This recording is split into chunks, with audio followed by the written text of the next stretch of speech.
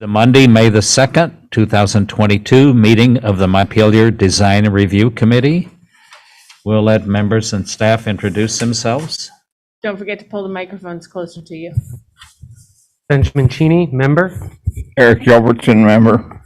Meredith Crandall, staff. Steve Everett, member.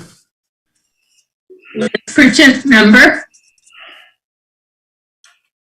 And we can introduce Martha when she arrives. Sounds good. So unless anybody has anything else at the present time, we will let Meredith review the meeting procedures. All right, so what's going to show up on your screen is more for anybody who's watching via ORCA. But I'm going to go through just some of the procedures for remote meetings. Oh, and Martha's in. Okay. All right, so for anyone viewing this meeting via ORCA Media, you can participate in tonight's Design Review Committee meeting via the Zoom platform. Either you can do this either through using this link here, which will let you access the video options as well as hear the meeting and be able to ask questions, or you can call into the meeting using this phone number and meeting ID, which will let you hear and speak. You just won't be able to see the screen. If anyone has a problem accessing the meeting, please email me at this email address. I will be monitoring it throughout the meeting to help you get in if needed. For anyone attending via Zoom, turning on your video is optional. For everyone attending, please keep your microphone on mute when you're not speaking. This will reduce background noise. The Zoom chat function should be used only for troubleshooting or logistics questions. If you have a question or something substantive to add about one of the applications, please raise your hand and wait until the chair is called on you to speak. And I'll be monitoring raised hands and views as well. If for some reason we haven't been catching you, do feel free to unmute yourself and ask to speak. In the event the public is unable to access this meeting, it will need to be continued to a time and place certain because we have listed the Zoom access option as a way to get into it. But so far, everybody who's attending is an applicant. I haven't had a whole lot of public questions and inquiries about the applications on tonight, so I think we should be good. Alrighty. I'll hand the meeting back over to the chair, and Martha is on. So we have a full committee tonight. Oh, good. Good evening. Hey, Martha. Do I hear a motion from one of the members to approve the agenda? So moved. All second. All in favor of the agenda, speak your names. Ben, Eric. Steve? Martha. Yes. So the agenda is approved. We can move on to the first application for 12 Main Street, owner City of Montpelier, and applicant Lillian Eklund Gustafson. Is she here? Yep, Lillian is on remotely. So Lillian, you can unmute yourself and introduce your project, talk about it a little bit. Yeah, hi. I'm a senior at the Central Vermont Career Center in Barrie, and I go to high school at Montpelier. Pretty much I am designing a 5-foot by 5-foot garden plot to put by the parklet for all food insecure people to plant and grow their own food.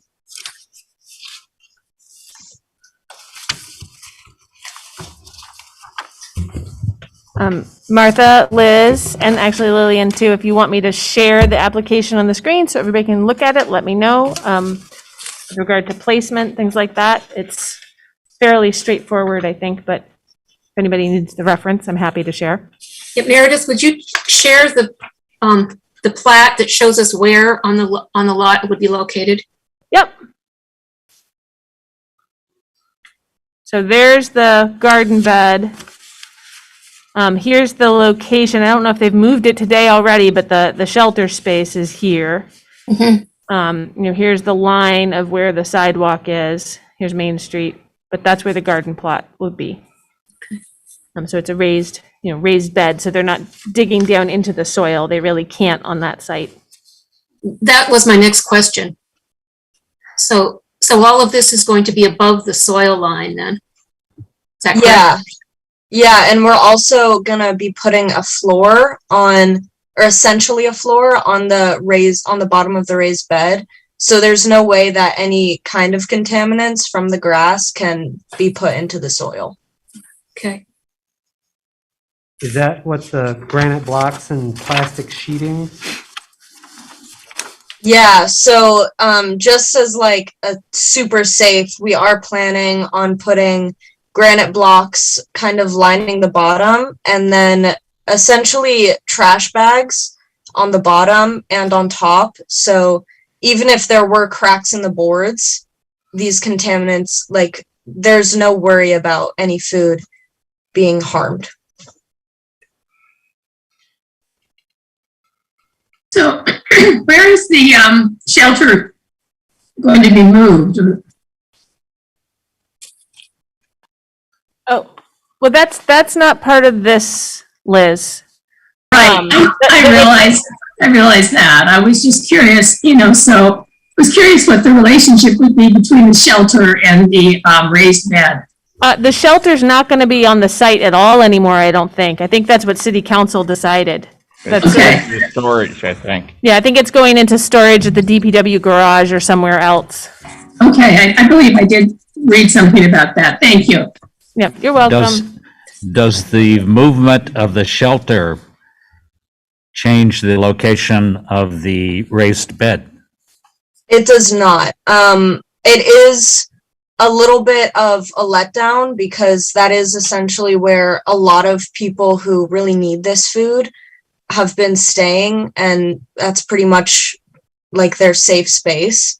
But also the reason why I'm putting it here is for accessibility. So people nearby who are trying to find shelter or even food can simply come here and plant and grow their food.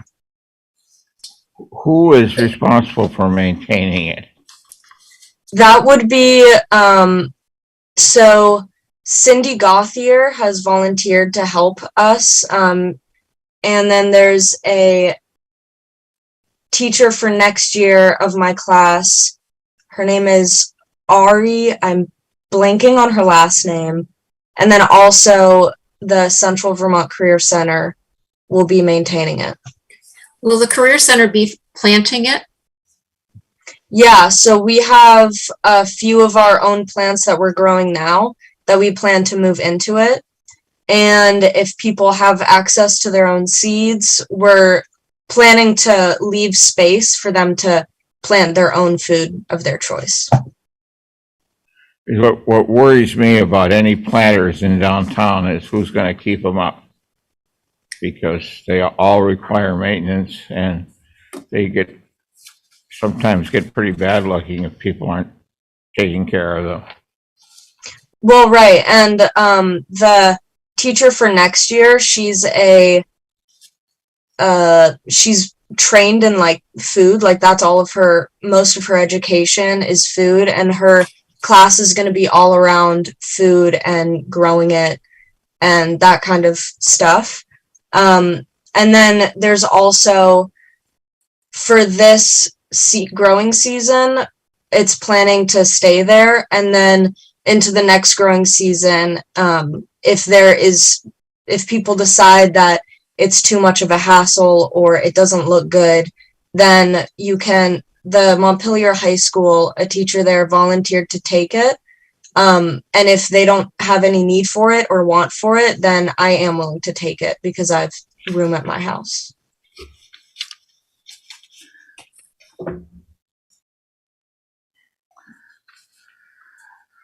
Could you describe the exterior of all four sides? I see that there's this sketch showing granite blocks and plastic sheeting, and I see the example of the design, but this one shows 1 foot of granite blocks, and then the total height is 2 feet. Is the 5 foot by 5 foot raised bed basically of wood? Yeah, so the entire exterior is going to be of wood.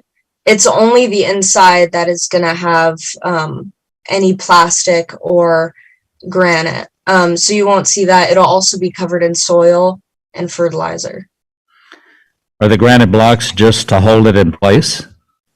Yeah, essentially. When I was first talking about designing this, there was concern that since it's by the river, it's technically a flood zone. Yes. And if there were a big flood to happen, then we don't want, a big wooden box to go floating around town. Okay. So the granite blocks are there to keep it in place in case that does happen. Okay, thank you. Yeah. Any committee members have any further questions, comments, or suggestions? The black plastic concerns me. I feel like that's likely to become lots of pieces of small black plastic that are going to be hard to pick up in the next 3 years. That will, maybe there's a road fabric that is more likely to stick together, and when and if this thing is removed, the road fabric will still be intact and be able to be disposed of, whereas I see black garbage bags falling apart and being lots of little black plastic pieces. So Either that or a heavier plastic. Either a 60 mil plastic or a membrane, a rubber membrane. Either one would be suggested in terms of its longevity. You want the bottom to be waterproof, right? Essentially, yeah. So you can't get stuff migrating up. I would certainly put a heavier plastic on the bottom and maybe a road, kind of a road fabric. It's a soil separation fabric, really, on the upper one, so water can drain through. Right. And while I was designing it, I did realize that the top plastic might not be the best or necessarily necessary, just because at that point, yeah, the water wouldn't be able to drain through. Do you also have any suggestions of what kind of plastic I should be using that wouldn't, break apart? You could either use plastic, like a 60 mil plastic, or they make, if you go to a garden center like Agway or someplace like that, they have a landscape fabric that's tough and performs the same function. Or you could use a rubber membrane. Any of those would be suitable and would last. That sounds great. Might be worthwhile going to a garden center and using what's recommended for that same purpose, again, because it's tough enough and it won't come apart easily. I would think you could get a roofer to donate a small piece of the rubber membrane roofing to put on the bottom. That would be, totally impervious. That sounds great. Yeah, I could do both or either one of those. there's a lot of black plastic in the world that's been put down with good intentions that is now disintegrated into small pieces, parts that is not pick upable. And clear plastic is worse.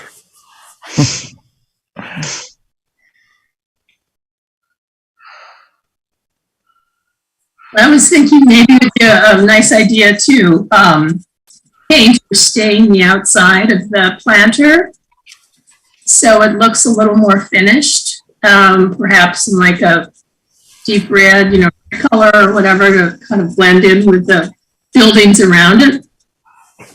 Yeah, I could definitely, I think a stain would be a really good, like maybe a dark walnut stain. Yeah, sure.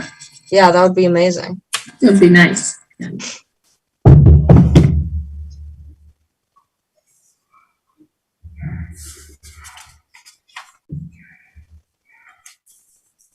There's a really nice color dark stain, and I mean, you can use any brand, but There's a dark stain color called Jacobian that looks really nice. It's a cross between a dark brown and a charcoal, and it has a very natural look. And what kind of wood are you going to use? It really depends on what is available. I was hoping I could use cedar, but I mean, that's very hard to come across. And so it's either going to be in between a fir, I think is what it's called, or a hemlock. And it's most likely going to be a fir.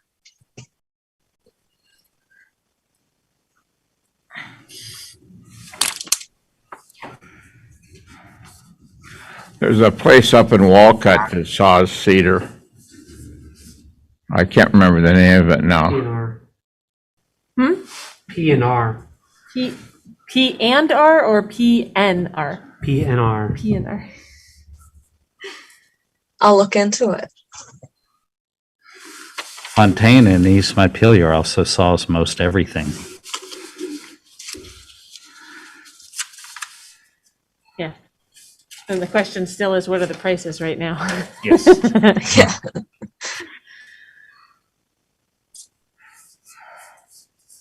Describe the source of your project when you go looking, and maybe somebody will have a kind heart. I think if materials could be donated, I would think people would donate materials for it.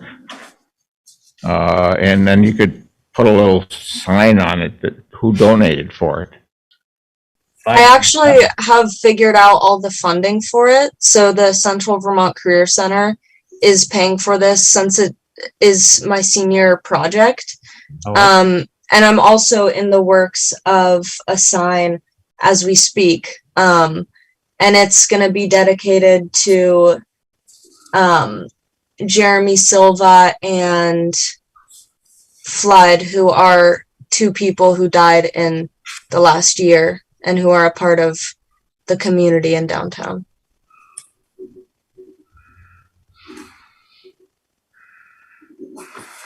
Okay.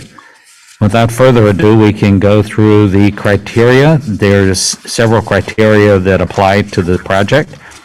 For all projects, number 3, proposed landscaping shall be compatible with the neighborhood and the site on which the project is located, acceptable. And then there's a criteria, landscaping, screening, and site furnishings. Projects within the Design Review Overlay District and subject to the landscaping requirements in Section 3203 shall consider the following: site furnishings, including fencing, seating, other types of site furniture visible from the street or side yards. The raised bed would fall under that.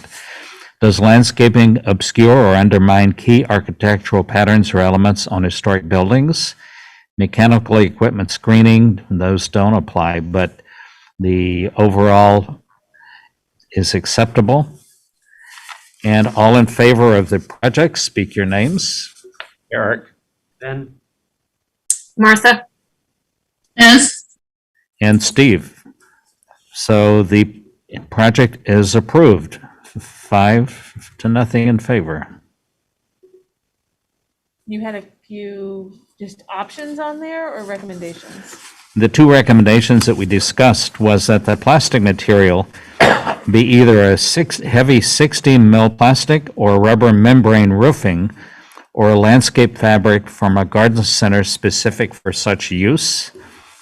And that was number 1. The second recommendation was that a dark stain was recommended for the exterior of the planter bed, so it blends in better with the surrounding buildings and area.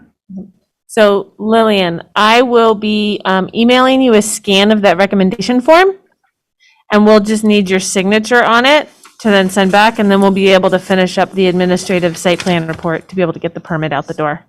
That sounds great. Hold on, Awesome. Steve, was there any notes about maintenance or sort of?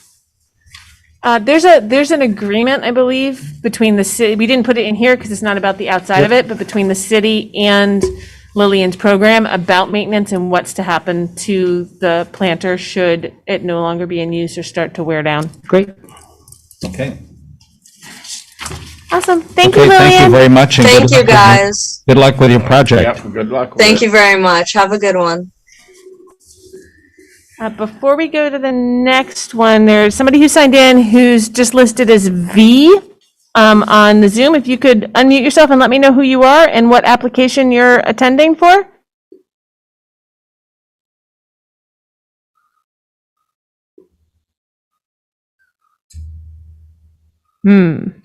Well, when you get a chance, if you're doing something else, unmute yourself and we'll figure out who you are in between. Thank you. Okay, the next application is for 146 Main Street. Owner applicant, BIPM, Matt Benoit. And would you like to describe your project for us? So Jesse, if you want to introduce yourself. Hello, Jesse Remick from Black River Design Architects. I was expecting Matt to be here tonight. Maybe Matt's V? Could be. Do you feel comfortable introducing the project, or should we move on till Matt's, oh, nope, I see Vince and Vanya, okay. Sure. So Matt doesn't appear to be on. Do you want us to move on while we're waiting for him, or do you think you're comfortable talking about it? I'm comfortable talking about it to a point. So I can share my screen if that will help show the project. Yes, please.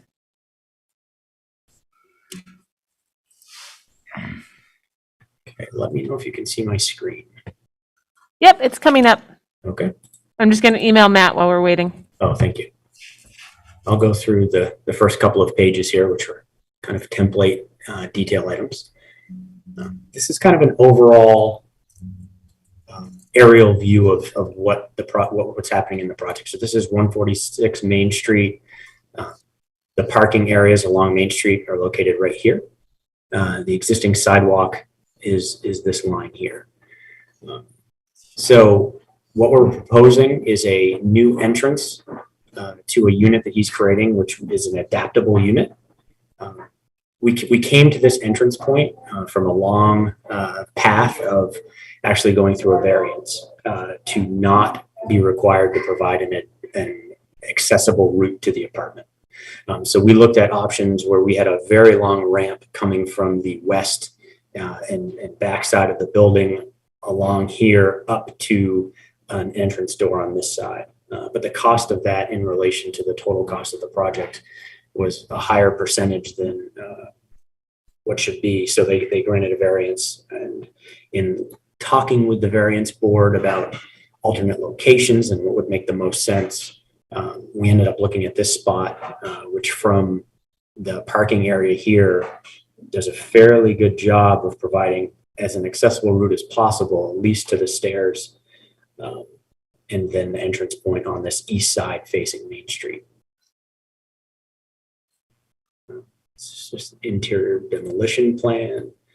So the unit itself is this kind of greenish gray shaded area where the stairs going up to a landing and a storm door, an entry door into the unit with a kitchenette, dine-in kitchenette here,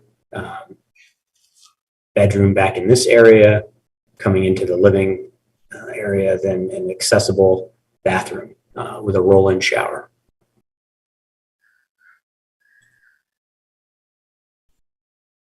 So this probably does the best job of explaining what this is going to look like. Currently, this addition is white, all white. So the owner is proposing on painting it red to match the rear portion of the stick-framed historic addition in the back. He's replacing these three windows, which will be visible from the street. What he's proposing to use is a double hung window with simulated divided lights that look similar to the windows that are there. It's a fiberglass clad window from Marvin with wood interior. So for durability reasons, he likes the fiberglass cladding. And front entrance door, he's looking at I believe it's a Therma-Tru door here that you can see on the left-hand side with a full glass storm door in front. There's going to be a 4-foot wide concrete walk to the stairs which he's proposing to use a PVC riser material with a Trex pebble gray treads and landings. The railing that we're showing in this rendering is a little bit out of date. What he's proposing to use is something similar and is located on the south side of the building, going up to another entrance, which would be more of a custom metal railing. It'd be a little bit lighter. What we're showing up here is really the requirements that he needs to meet for building code and safety of the stair. So why this doesn't directly represent what it's going to look like. These are the dimensional requirements that he's going to be required to meet in any stair guard and railing that he provides. This is the light fixture that he's proposing to use right here next to the door. Shows the lumens. It's not a directional downlight, but there's no uplight feature to it. And he's going to have it on a day-night timer.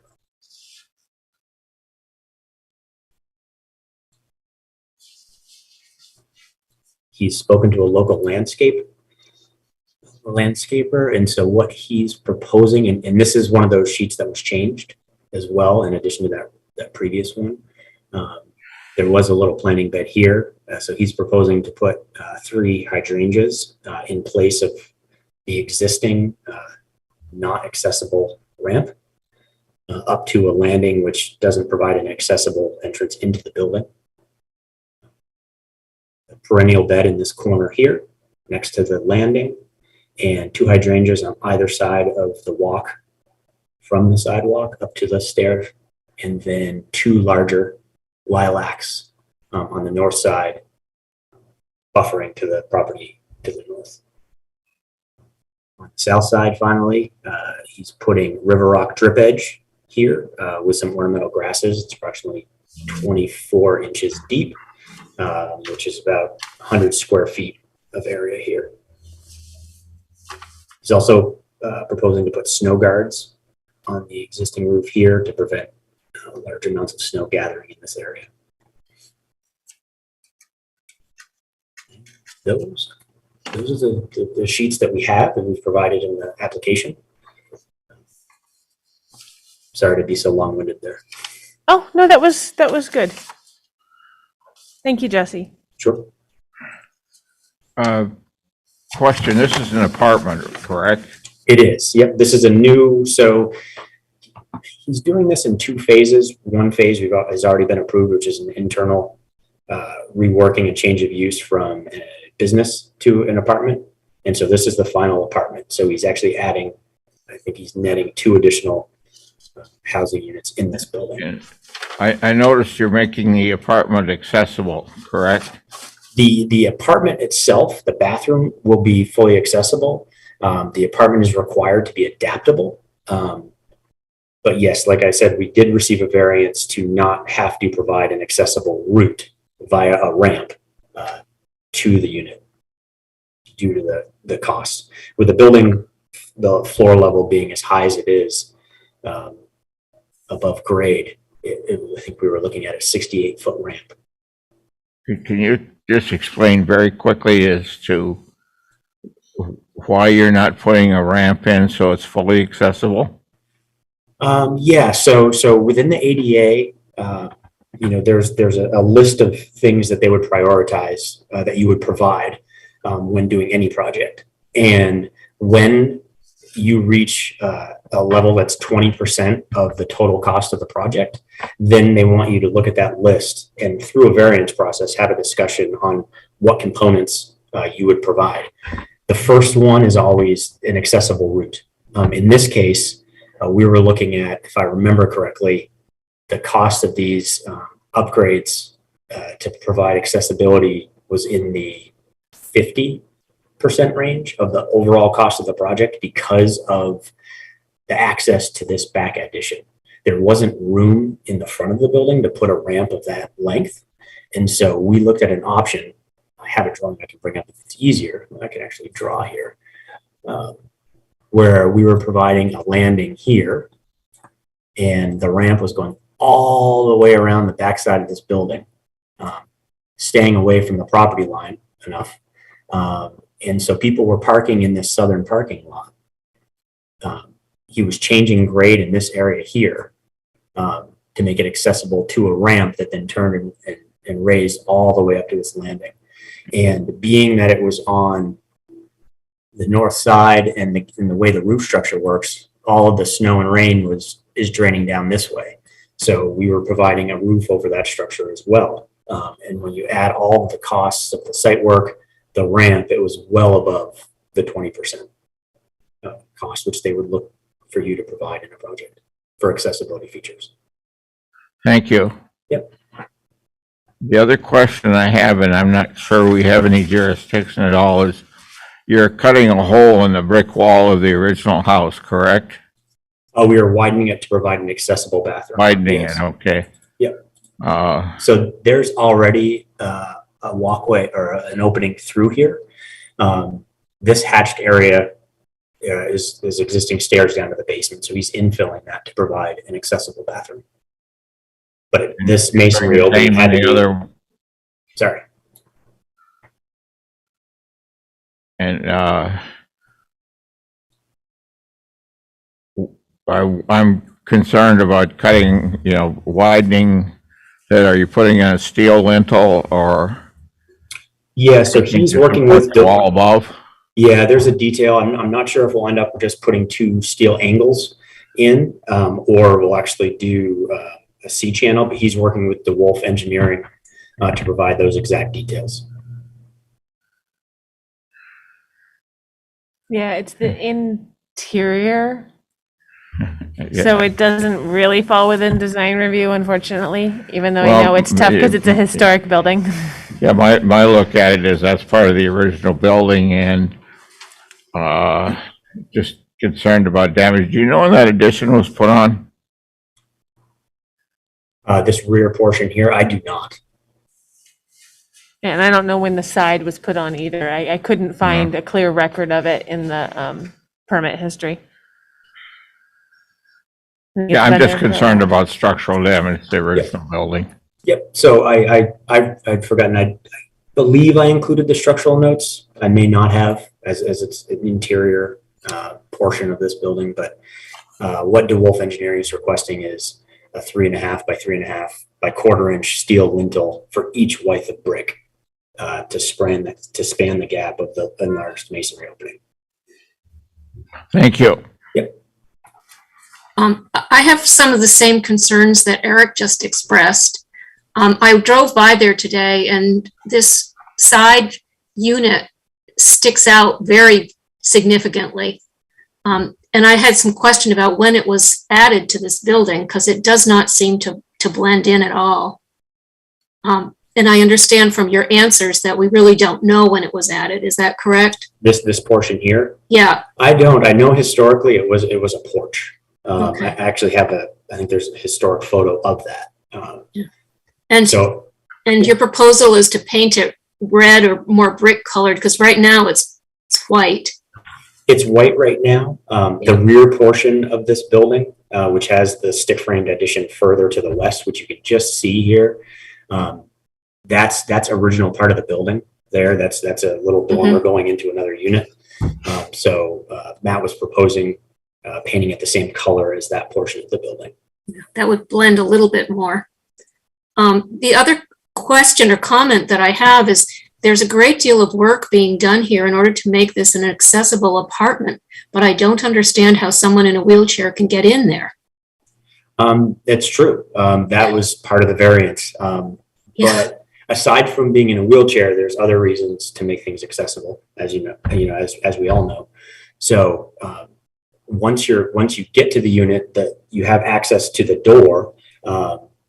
There's accessibility to that door as far as clearances inside the unit. You'll be able to move around per the ADA. But I hear you. It was a little strange. It was a very long conversation with the variance board because and me as a designer, it didn't feel right. But the costs were really high for this project based on how little he's actually doing to the unit. So in that sense, it made sense.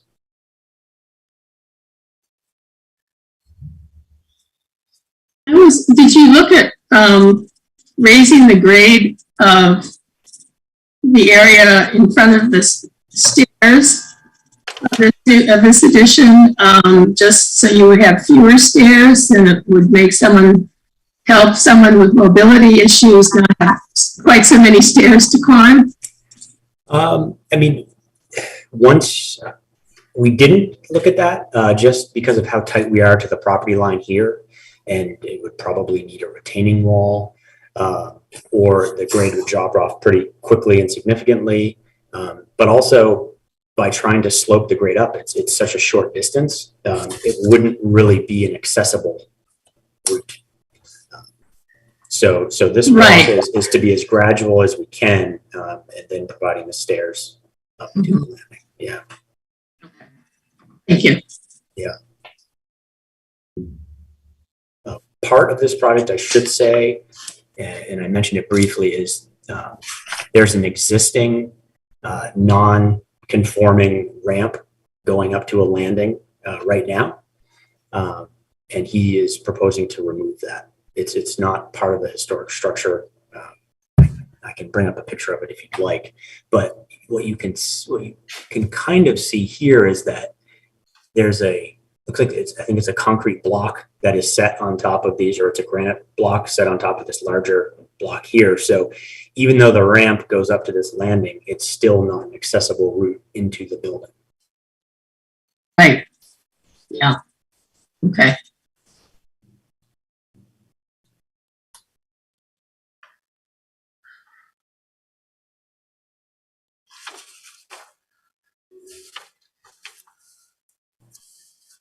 Any members have any additional comments, questions, or suggestions? And again, considering the limitations of the site.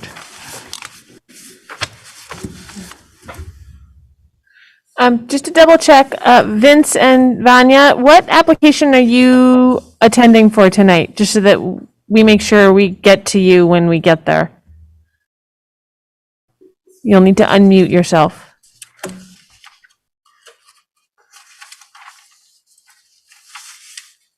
It's if you hover over the bottom of your screen, bottom left of your Zoom window, there should be a little microphone with a red line through it, and if you click on that, you'll unmute.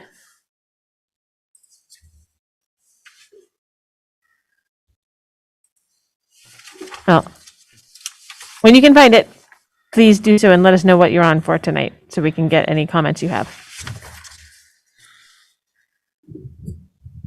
Jesse, are you able to show us the railing design that he's leaning more towards? I realize the big picture that you have there is just for code satisfaction. Yeah.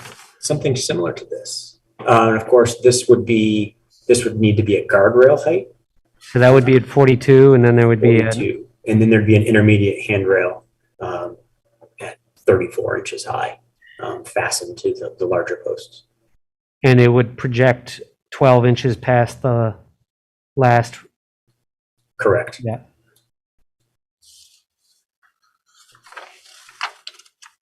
And likely to be what we always see, a pipe handrail. I think he wants to talk with someone and find out options on what's available. We did a little bit of digging, and everything comes in kits, and it just doesn't seem like the right application here. So I think probably for the handrail pipe is the way to go because of the grasping restrictions for ADA. But I think a little bit more ornamental on the guardrail, which you'll see more of, I think, is what he's looking for. In full disclosure, he did call me, but I haven't had a chance to talk to him or look at it at all. But it is okay. Seemingly an important detail to the front of this building. Mm-hmm. So I may need to recuse myself based on that, but it matters to me that this is a thought through detail. Agreed. Right, I agree that a pipe rail is a little too industrial looking for an elegant building like this. Something lighter and, as you show in the photo, would be, in my opinion anyway, more appropriate.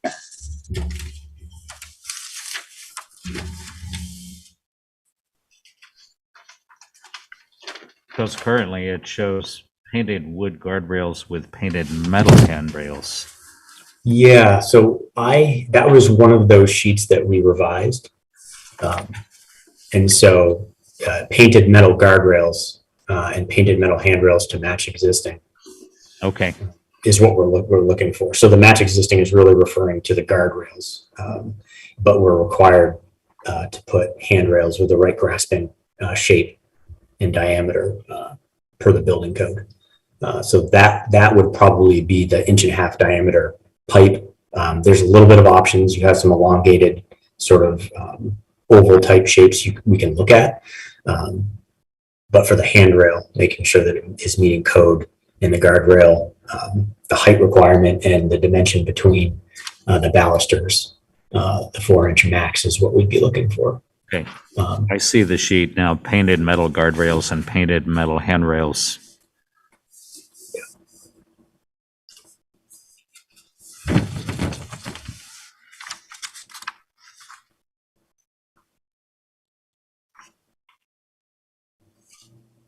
He had briefly mentioned a number of wanting to do 4 or so different rails to me. I don't know if he's intending to also do the one to the left there into the main entrance. He hasn't mentioned that to me. Yeah, I have not I briefly had a conversation with him, so I haven't Okay. looked hard, so I don't really know much, but If the committee wanted to, they could, as a option in here, add in replacing that front main entry that's just basically a pipe railing right now with something to match what's on the building and or what's being proposed to go on the ADA or the accessible apartment. And I think that would be an easy thing to throw in on this permit if you wanted to, so that he can do them all at the same time and get a consistent approach across the building, if you all want. And again, it's not part of the application, but it would. It ties in. It could tie in and allow the option to do that within the next, what is it, a 2-year? Yeah, 2 years. 2-year timeframe. I think that's a nice suggestion. Yeah, and this door now is only serving one unit, which is a 2-story unit per fire code restrictions. When you mention the door that is shown in this photograph looks a little bit industrial or garage door-ish to me, and seems incongruous with the building. Have there been other ideas about a door when we're seeing this from the main street? Yeah, so I think we were kind of aiming towards the divided lights similar to the windows. We did go back and forth on whether the door would be white, whether it would be a darker color. You can see there's an existing door here without any glazing. That is kind of like a deep reddish, almost wine color. But we landed on white to keep it simple. I think I prefer to see it a darker color. I would too. Personally. It really stands out that way, and Yeah. not in an attractive way. The glazing is kind of an important feature, so that really that's the main entrance, and there was a window here, and that's being removed. It was kind of in this area here because of the clearance we need for the door, and with the railing it would be in conflict, and also this window looks into a separate unit.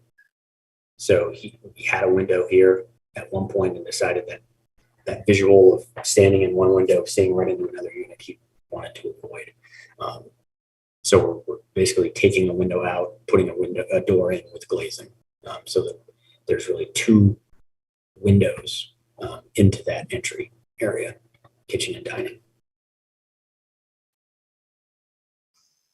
Well, I'd really like to see at least the storm door be more congruous with the building. Okay. Yeah, the storm door is going to be pretty.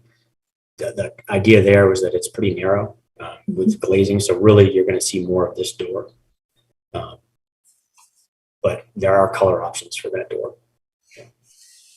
That you could look at.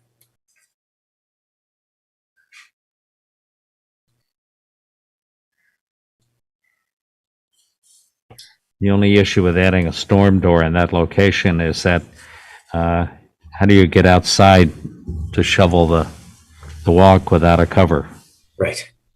over the top? And I can't speak for Matt, but I see him around town all the time shoveling landings and walks. So I don't know if that's part of what he would be doing here, but I assume that it would be. Problem is, if you get a heavy wet snow overnight until somebody gets there, you have an egress issue. Yes, yes. Part of, and I don't mean to go away from that because it is a legitimate point, but from an egress standpoint, we are adding a window on the back of the building where there was an existing door, and that window is sized to be an egress, means of egress from the bedroom. It's going to be similar to these windows, it's just going to be taller.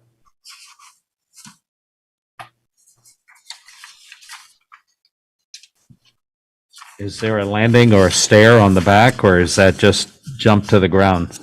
That's go through the window and get out to safety in case of an emergency.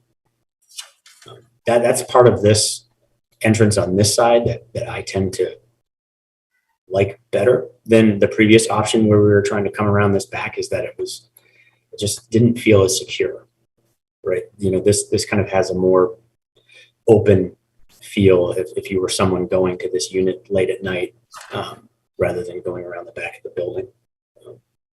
So yeah, at this point, there's no entrance back there, just a window. Any other comments or questions at this point? We can go through the criteria for all projects. Exterior design and materials of new construction or alterations of existing buildings shall be consistent and compatible with the characteristics of the existing building or other properties in the district.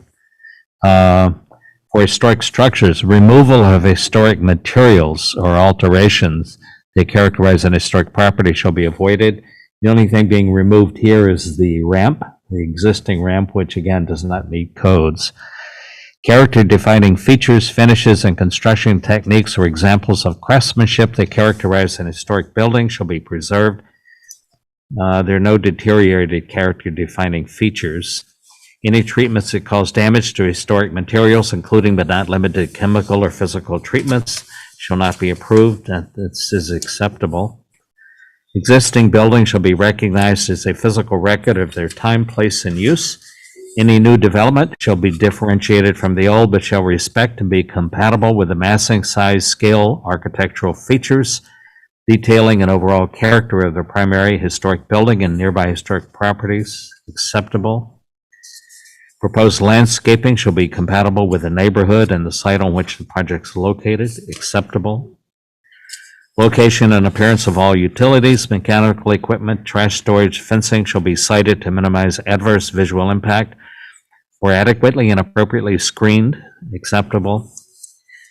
Alterations to buildings called for by public safety, accessibility, and fire codes shall be designed to maintain the character of the construction materials and features to the maximum extent feasible. Acceptable. Proportion, compatibility of relationship between width and height of facades, as well as relationship of width to height in windows and doors. Acceptable. Rhythm, visual patterns established by the alterations of solid walls and openings in the facade of a building creates a rhythm. Acceptable. Outdoor lighting fixtures. Structural design of outdoor lighting fixtures shall be compatible with the architectural design and function of the building and compatible with the neighborhood. Acceptable. Landscaping, screening, and site furnishings. Projects within the Design Review Overlay District and subject to the landscaping requirements in Section 3203 shall consider the following. Site furnishings, including fencing, seating, other types of furniture visible from the street or side yards, Does landscaping obscure or undermine key architectural patterns or elements on the historic building? Mechanical equipment screening obviously doesn't apply here. For historic structures, existing historic and contributing resources such as street trees, fences, gates, walls, steps, gazebos, walkways, front and side yard pattern shall be retained or restored when impacted by alteration of a building. Walls and fences shall be compatible with the site and building and scale, traditional materials, design that reflects the period of the building and or is compatible with the surrounding context, acceptable. And then the recommendation, which was an option for the applicant has the option to add railings for the main entry to the building, which match the proposed railings for the addition in the current application, which could provide consistent design detail. All in favor of the application, speak your names. Eric, Steve, this is Martha. I'm a no. Okay. Liz? And Steve? So Ben is abstaining? Okay. This vote is 3-1.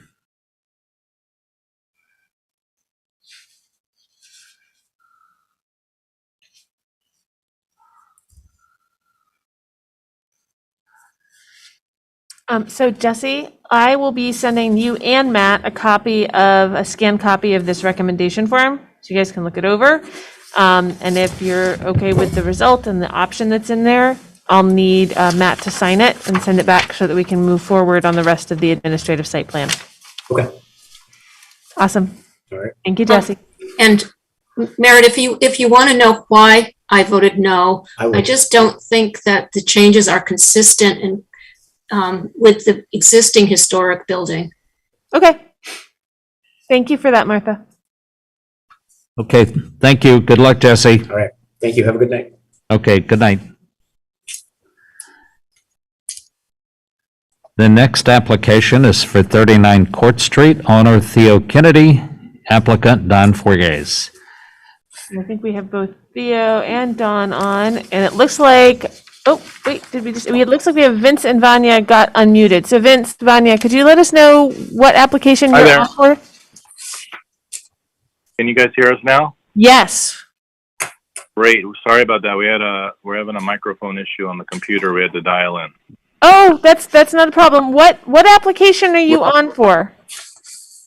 We are on for 35 and 41 Elm Street. Okay, great. When we get there, we will be happy to hear from you. Fantastic. Thank you. Thank you. Okay, so yes, we have Theo and Don on. Go ahead and describe your project for us. Good evening. I'm going to defer to Don, who has kindly been the applicant on my behalf. Okay, good. Yes, so I'll start from the beginning. I'm the contractor that was hired to do these railings. So at one point, Chris Lumber had come by. There's a sale of the building to a new owner, and he made several recommendations of what needed to be done to bring some certain things up to code. What I was hired for is on the exterior, the railing, the original railing is far too low to meet any standard. It's supposed to be 42 inches, of which Chris had mentioned that. So what we've done in the past, and I've actually done, I think it was 17 Court Street, somewhere down the street, I did the same thing, and we've done this multiple times, is just inset for the original railing. You don't touch the original railing because you want to keep the historic value of it. You do a black aluminum railing, which tends to blend in at the proper height, and that was Chris Lumber's recommendation. So we're going to do that and the main railing, and then I did include a picture in the application. If you look to the left side, the case railing was obviously added later, and the plan there is to just bring that up to code. It is not to height, and the spacing on the balusters are too wide. So that's basically what I'm looking to apply for, is just simply doing the aluminum inset railing to match exactly the same shape and size. There's gonna be 7 posts, 3 8-foot sections in the front, 1 6-foot section on the right, 1 almost 3 foot section on the left, and then an inset, if you look at the picture, inset coming back towards the right side of about 2.5, 3 feet of the black aluminum railing, and then just a rebuild of the railing on the staircase. Meredith, do you have a picture of that? Yep, I can pull up the application. Give me a minute because I want to scroll to the right page on my packet before I share so I don't make everybody dizzy. Because it's a long way to scroll tonight.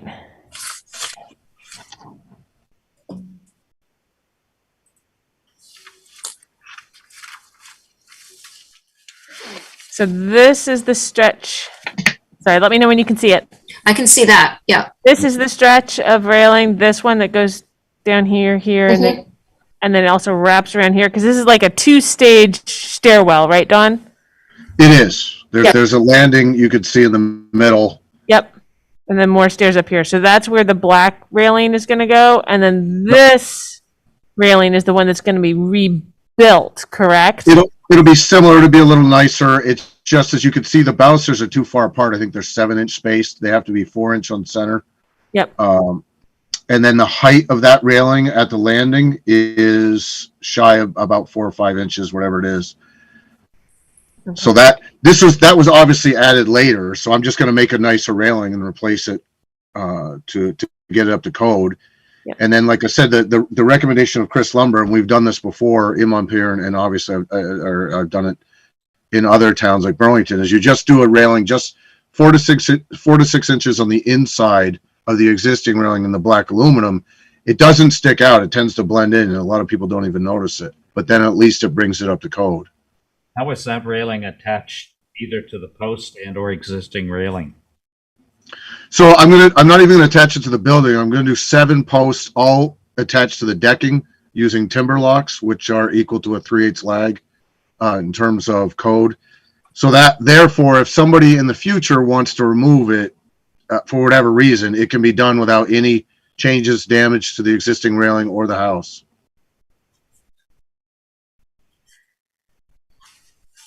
So that aluminum railing, we don't have a picture of it. We just have this black and white photo of existing. And so that aluminum railing will have its own individual posts, but to support it, but no balusters. Oh, no, the balusters, there'll be certainly railings. There'll be the balusters at 4 inches on center. I do have a picture I can pull up of one that I've done. This is the actual one. Oh, that's fine. So I don't know if you can see this on your video. Can you email it to me? Because I can then share it. You have my email? Because I can pull it up on my email and then share it on the big screen. If you could just shoot me your email real quick, or just tell me, I'll write it in. Go ahead. I was just gonna. I thought you got emailed. So it's M Crandall, CRANDALL at Montpelier-VT.org.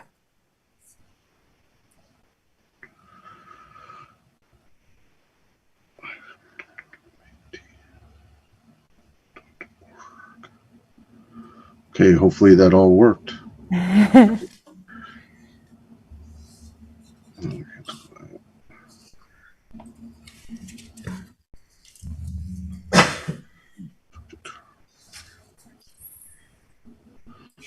Sample.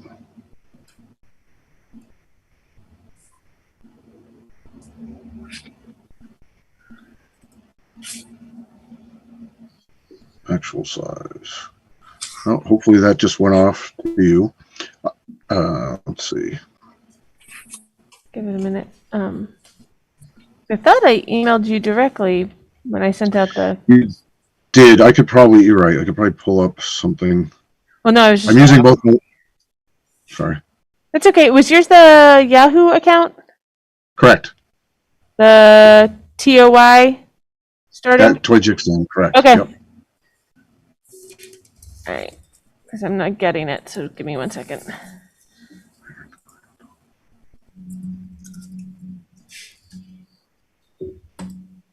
just in case there was a typo there. I just emailed you as well. Okay.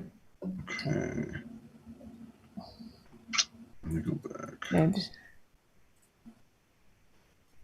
There we go. All right. there Let me we see if I go. can just, Hold on, got it. you did get something? All right. And then I'll also send off all photos. Copy.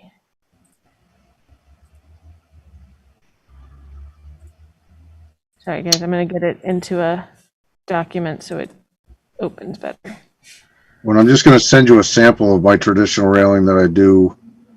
Let's see. Hopefully that'll work. For the actual staircase railing. Why is it not? So, give me 1 second. Sorry, share screen. I don't know. Let's go. Here we go. That's a little. So that's. So that's a sample. That's the actual railing that I'd be doing with the posts. That is the wolf railing. Okay, And so then- Just a that would be sample of what I've done. inside, right? Yes, it would be just 4 to 6 inches to the inside, basically mimicking the railing, the existing railing, but without touching it. And so the existing railing would stay, so the balusters would then be redundant? That's the whole idea, is that because it's historic, in the historic district, you don't want to touch the existing railing, but the existing railing doesn't meet code. It's actually really shy for height requirements.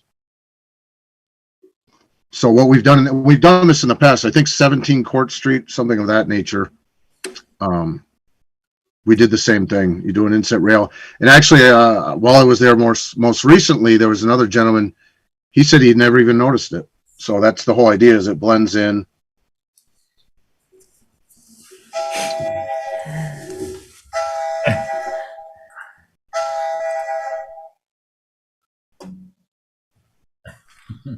And the balusters on the existing railing, what's the spacing on them?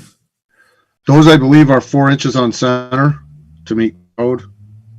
And the height of that rail is 30 some odd inches? No, it has to be 40 inches to 42. It's supposed to be The height on 42. the existing railing. The height in the existing railing is, yeah, roughly, I'd say 30.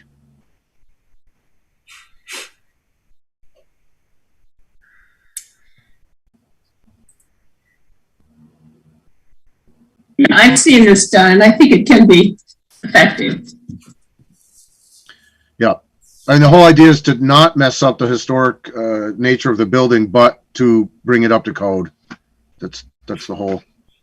And by the way, just that this Chris Lumbra, when he came and met, I believe he met with Sarah Shea, who's one of the property managers, and I'm not sure if he spoke with Theo as well, but that was his recommendation as well.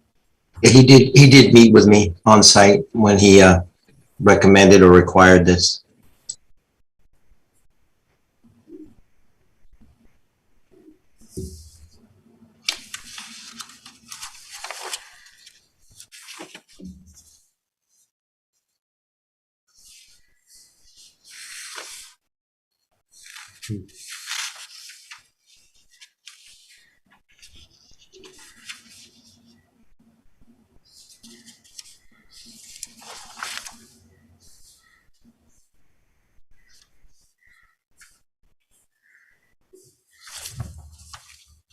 Anybody have any questions? Any of the members? I'm not clear on why, if the current balusters are 4 inches on center and meet code in that regard, why you're putting the verticals in the new railing. Sorry? Just a single pipe at the appropriate height would seem to meet code to me.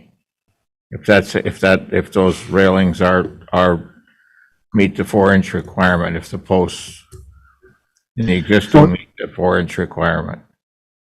Those balusters are actually not spaced. I might have miscommunicated. They're not properly spaced. And then I was led to believe that we should not touch the existing railing whatsoever, because that was the discussion originally, is to add above the existing railing to meet code height.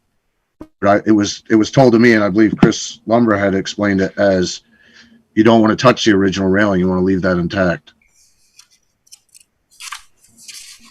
Yes, I think that's correct, but you don't know exactly the spacing on the existing? I believe the front ones are 6 and the staircase are 7. So they don't meet code outside No, of they the don't. height, okay. No.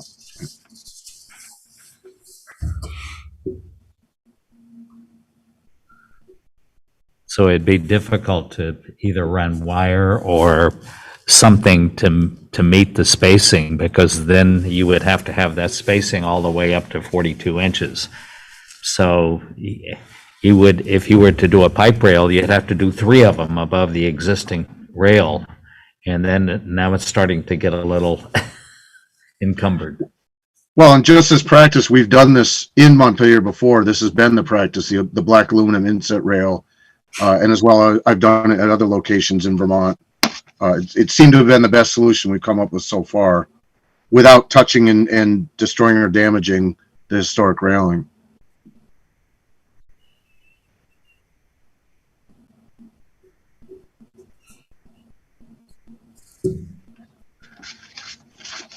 And we're sort of stuck again. You have a difficult situation and how best to solve the code issues without impacting the building and damaging or detracting from what the original detail is. Yep, absolutely. There's in the back of the packet on this that was circulated, there is a view of the house from a little further away that I can pull up. I don't know if it's going to help at all, just to sort of get a sense of, it's in my printout, but it's not in the scanned version, I don't think. Well, that's annoying. I don't know how that happened. But there was a Google image that Audra added to the printouts. I have that. Yes. Okay, so it's in the print. Anybody who has a got printed that, packet has that. I have it, Meredith. See, pardon? I have it. Okay, it's just a Google image that Audra pulled where you can see the house from a distance. They may give a little better view of how it's gonna, how it could blend in, especially with the way because the porch roof shades that area. I'm good with that, and it's reversible. Yes. Yeah. Okay, unless anybody has anything else to add, I can go through the criteria. The exterior design and materials of new construction or alterations of existing buildings shall be consistent and compatible with the characteristics of the existing building or other properties in the district. The removal of historic materials or alteration of features and spaces that characterize an historic property shall be avoided. Character-defining features, finishes, and construction techniques or examples of craftsmanship that characterize an historic building shall be preserved, which is happening in the preservation of the existing railings. Deteriorated character-defining features shall be repaired rather than replaced. Where the severity of deterioration requires a replacement of a character-defining feature, the new feature shall be replaced in kind. Any treatments that cause damage to historic materials, which is not happening here, that's acceptable. For historic structures, any new development shall be differentiated from the old, but shall respect and be compatible with the massing, size, scale, architectural features, detailing and overall character of the primary historic building and nearby historic properties, acceptable. Additions to buildings called for by public safety, accessibility, and fire code shall be designed to maintain the character of the construction materials and features to the maximum extent feasible, acceptable. Respect views of the State House dome, acceptable.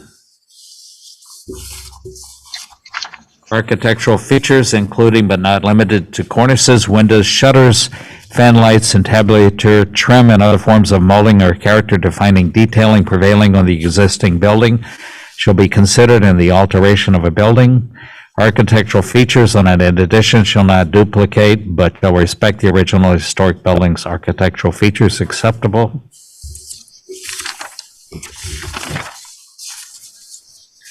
And porches and stairs on historic structures.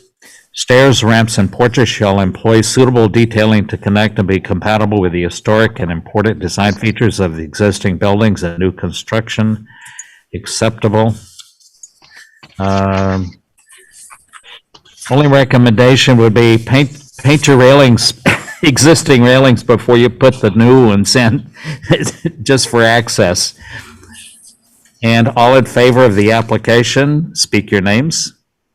Eric. Ben. Steve, Martha, Liz? vote is 5-0 in favor. Thank you all very much.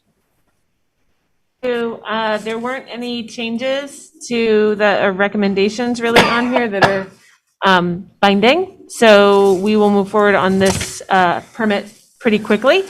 Do you want it, let's see, I'm going back to the application. Where did you say to have stuff sent to?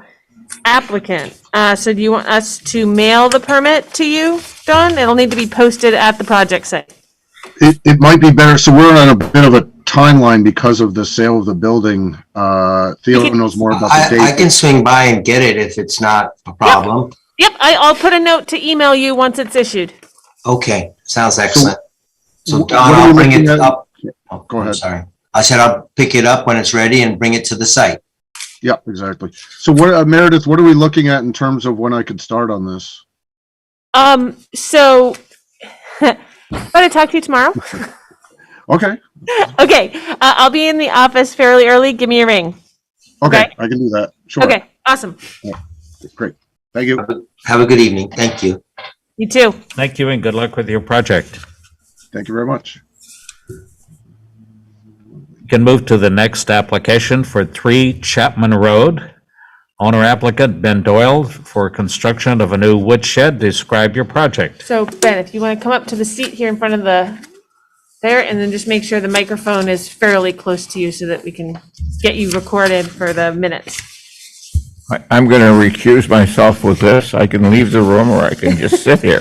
You can probably sit there, Eric. I don't think you have to leave. Ben is a neighbor and also my boss. The neighbor first.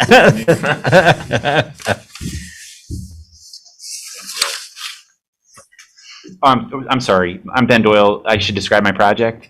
Yes, please. Yes. Yeah, I would just start by apologizing for I am clearly not a talented artist, but I tried to sketch out what I'm trying to do. Basically, I'm trying to build a woodshed. For the last few years, I've stacked my wood and covered it with tin, and it's really a mess. And so just trying to build a 10 by 20 foot shed, kind of salt box style roof, just really a woodshed with an open bay that I envision being 10 to 12 feet wide, and then a kind of door on the side that will serve as additional point of access. Well, actually 2 doors. One, if I'm coming down the steps from the house, I can walk right into the side of the woodshed. So there'll be a door there.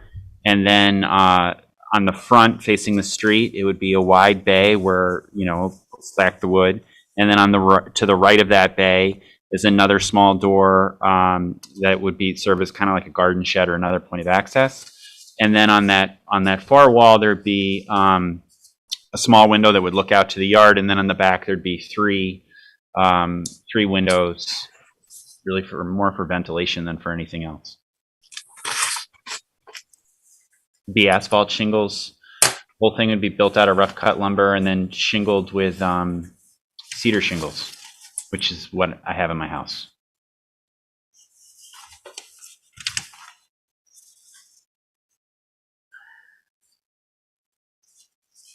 That's a nice description, and I appreciate your apology on the drawings. And sort of as a general comment, I'm feeling a little sad about the information that we're getting to be able to try and make decisions about these things. Like I don't really know what I'm looking at with this drawing, and even back to like stuff coming.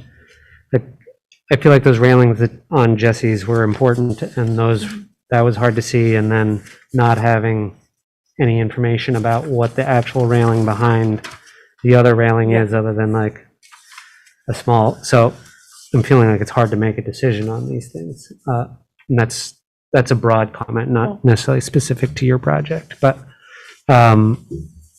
the you're intending to do a cedar shake on the outside of this that is Yeah. in, That, and yes, and I would say actually I'm not obviously a talented visual artist, but I did write a kind of detailed description that describes all the materials, style. But yeah, the whole thing would be covered in cedar shakes, wood windows, the doors. I was gonna build the doors myself using tongue and groove, like tongue and groove beadboard, just so that it'd be like a solid. I wasn't gonna paint. I was just gonna leave it natural colors throughout. Are the windows two double hung side by side? No, I was, to be honest, I haven't bought the windows yet. I was Okay. just gonna get the bottom half of a sash from a salvage yard, down at White River, Vermont Salvage. They have a bunch of different sizes, so I'm open to, I could do single pane or split pane. They have a wide selection. I just haven't bought them yet.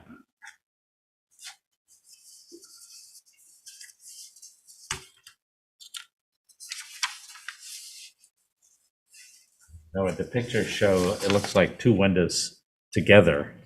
Yeah, no, I I'm was- sorry. I was just thinking of a single sash with A divider down the Yeah. middle? Okay. Well, if it's a double hung window, it would be probably, it'd be a single sash So you're talking about like Okay. one half of a double Exactly, hung. So yeah. how would they open? on hinges, just Okay. to pop out. Gotcha. okay. and you say an asphalt shingle? Yeah, I was gonna, I'm open to whatever, but I was gonna just use the architectural asphalt shingles. Mhm. Got asphalt shingles in my house. Yep, yep. Would you paint it the same color as the house?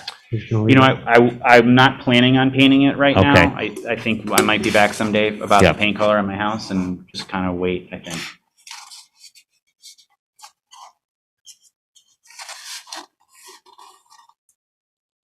And would you be doing like trim details that match? Yeah, I would. Yep. It looks like you have some shingled corners and some corner boards. Guess I'm looking at this photograph here and not seeing the presence of a corner board and seeing where, I think it's harder to achieve, but I think it's a nice look when the shingles come together on the corners, Yeah. but whether, and maybe you haven't. I'm open to whatever, but to be honest, I really like visually, I like having that like a narrow trim Yeah. on either side and then, Yeah, clearly, it just, I don't know what I'm looking at yet. Corner board is much easier in terms of construction than having it last, because shingles tend to, no Yeah. matter how close you cut them and put them together, they always will separate on the corner just from differences in temperature and moisture levels.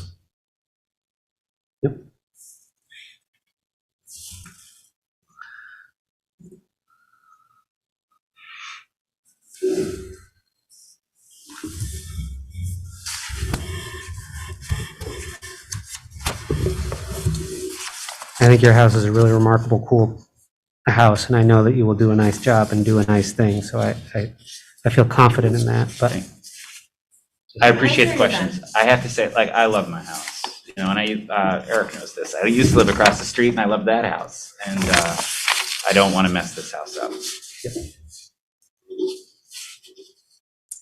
Then do you plan on doing the work yourself?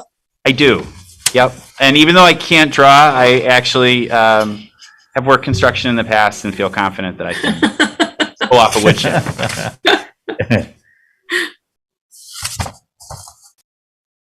I don't think we're gonna see too many shingled woodsheds before Right. the design review committee, so. right, I agree with that.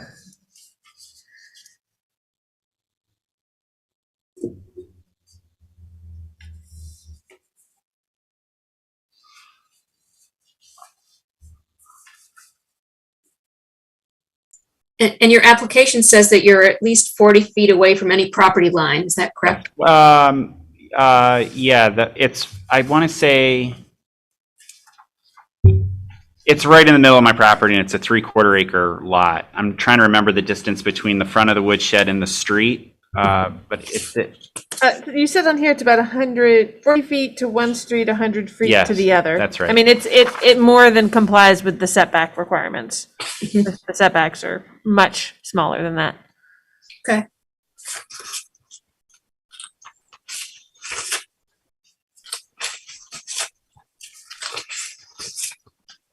I think it actually well, in the summertime anyway, nobody's going to see it except for when you're driving by my driveway.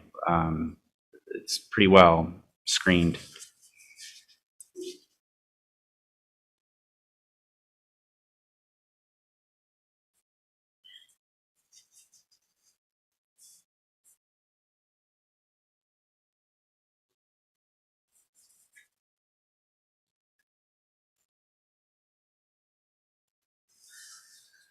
I just made a general comment that the proposed woodshed would have details including siding, trim, roofing materials, and color to match or be compatible with the existing house as much as possible, which is, I think, the way you described it.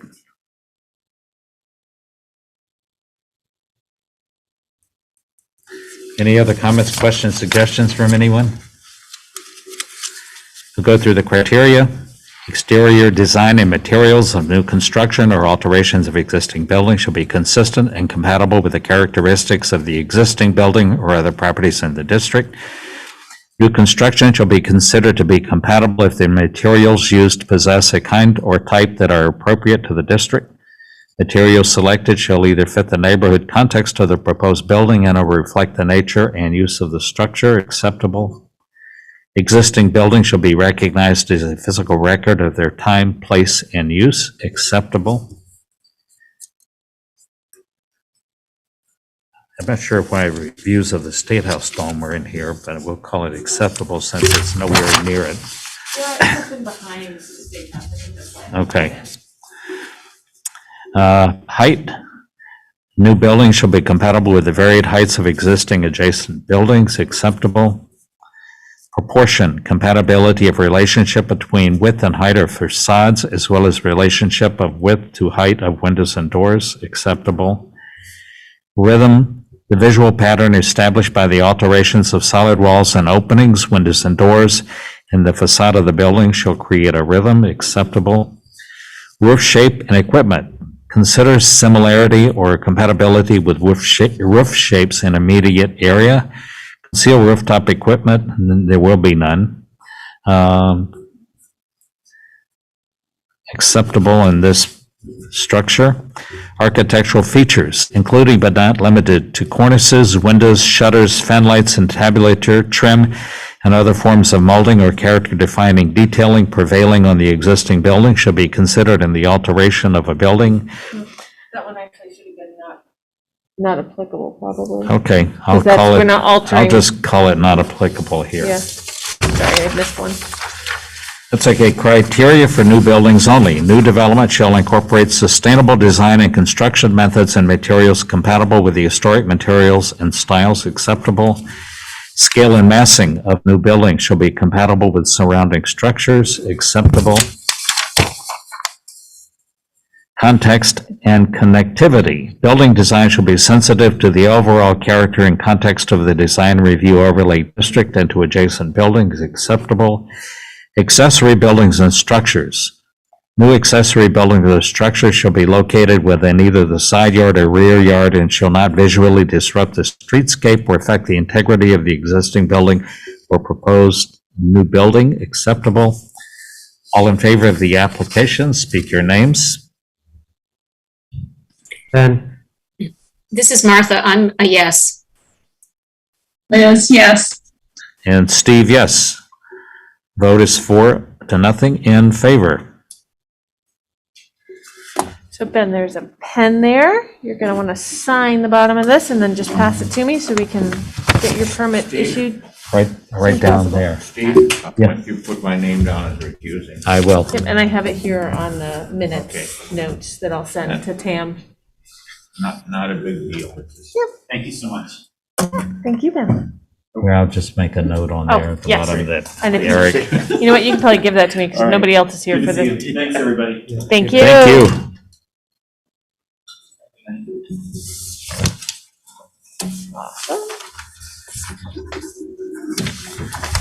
Next application for 35 to 41 Elm Street. Owner Tim Ayer, applicant Aaron Ansel Carpentry.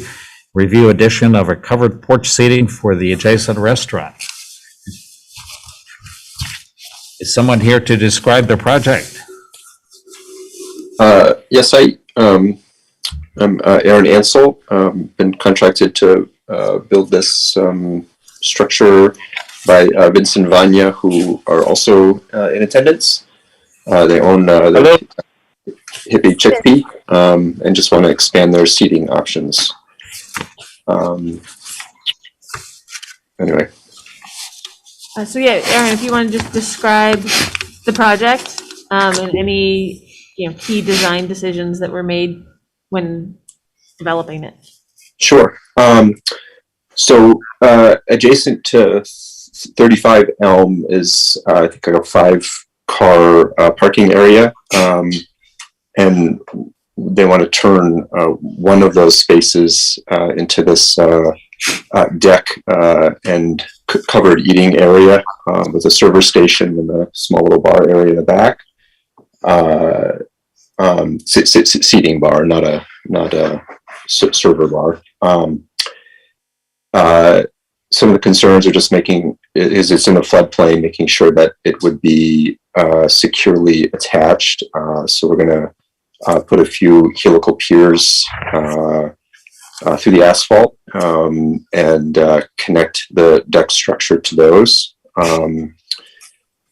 The ground is fairly level, but does go up and down a little bit. So we're going to need to raise the platform up. I think 3 rises or 3 steps, maybe about 20 inches or so. And one of the things we wanted to try and do was to get a ramp in there for better accessibility, but it was going to take about a third or more of the deck space, really a significant amount of the seating area. So we'll have a sort of portable ramp that we can move into place as needed. There's sort of rails for safety, I guess, all around the structure. Let's see what else. I don't know. I guess that's about it for the moment. Any questions or Vincent Vanya, do you want to add anything? Hippie Chickpea is going to run this? Hi there, Vincent Vanya here. We're the operators and owners of Hippie Chickpea. Hi, Vince. Nice to have you on, and Vanya. Hi there. Nice to be here. We're excited about this project. I hope everyone on the call is as well. For us, it's a project we thought we would eventually do when we took over the space, just because the dining room is pretty tiny. Obviously, last 2 years dealing with COVID, we are takeout only. This is going to help us with our business to have seating. If we were to open the dining room again, it would be, just a handful of seats. So this is almost necessary moving forward. The roof is so we could use it, obviously, more of the year. We're happy to answer any questions while we're here. I have 2 questions. Number 1, based on the sketch, is there a reason there's no fascia on the length of the building? That's a good question. That's actually one detail that I wanted to mention, that that isn't drawn right, I think that we'll want a fascia for looks and to help hold the structure together. And that material, the sort of exposed rafters, posts, will be at a local hemlock. And then the server station is in cedar. But yes, that will get a fascia. Yeah. And you're Okay. And second question, why pick a red standing seam roof instead of like a black or dark bronze? And there's no color chip with the application that I could find. I can send.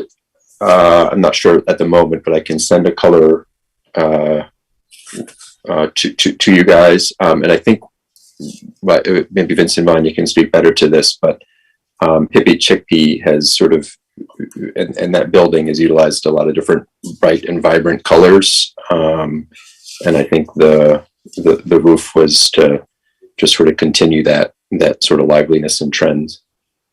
But Vincent Vaughn, I don't know. Yes, to add to that, the color of the roof, the color of the building now is gray with a red trim. We installed an awning on the front of the building over the takeout area. That's red, brick color red, maroon, if you will. So the roof would match the color of the awning. So I'm going to pull up the front of the building right now that doesn't have the awning on it, but it shows the red trim. Yeah, the awning matches that red trim. That's currently there now. That's an older photograph. Yep, that's an older photograph, but it's what I can pull up just on Google Maps. So the fan is to the left of the front door where the parking meter is and the white flowers. Yep. And the two windows are now, that's our to-go window, takeout area. We are not currently doing in-room and dining in person, I guess you would call it. So the awning we recently installed matches the red trim, and we thought the roof would look nice to match the awning. And the red trim, got it.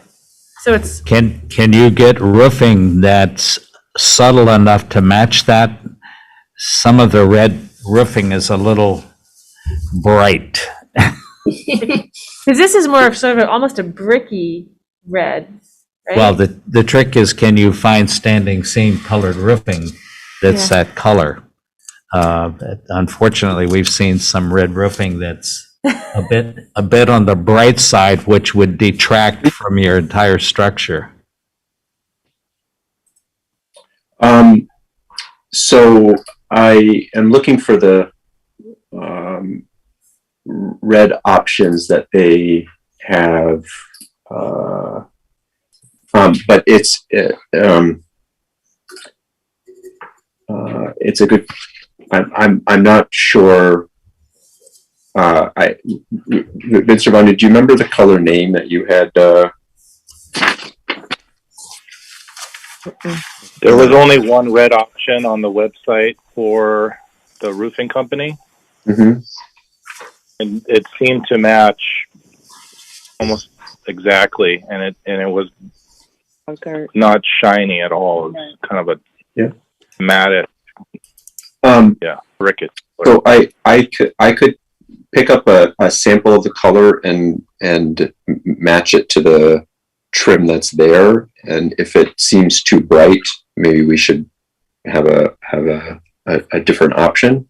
I don't know if that would. Yeah, I mean, we're open to suggestions. If black, matte color, or bronze, or whatever it is, that's something that's more, matching to, or for whatever reason the board thinks that would be a better option. We're open to that. I think we could certainly submit a swatch or kind of get you guys the info if needed. I don't have it in front of me. I'm trying to pull it up. But it's a color that matches the trim and the awning. Yeah. It's not a different shade of red that would be too bright. It's just a appropriate. We match. could perhaps just condition it that the roofing be as close as possible to the trim and awning. Yeah. Yeah, With the- we definitely with the don't want option. tiny. Yeah. Yeah, with an option to go with something that's more like a muted or black gray. or matte black or gray, if for some reason the red that really is available doesn't match as well. I think that's what Steve is probably writing right now on the Yes. recommendation form. That'll get emailed to you guys. Two other Okay, quick that's questions. perfect. Okay, Ben has a couple questions. You have stainless steel pointing to two different locations, one of which seems to be a bar that looks out over the river, looks like a nice place to sit, and then the other, is that indicating stainless steel cable or some sort of wire, like? It's like hog wire, I guess. Yeah. Yeah. And that's, yeah, stainless. Yeah. Yep. And then my other question, I guess, was, sounds like you're going to be doing exposed rafters. Is that true? Mm-hmm. And so is the sheathing on top of that boards or plywood? And, like when you're looking up on the underside of the roof, will you be? Yep. I was going to use purlins, hemlock 1x. Uh-huh.